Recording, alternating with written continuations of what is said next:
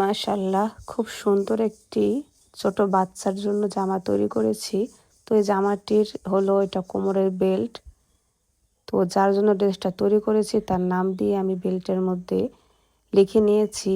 তো সামনে কিন্তু ড্রেসটা দেখাবো, তো আপনারা আমার সাথেই থাকুন।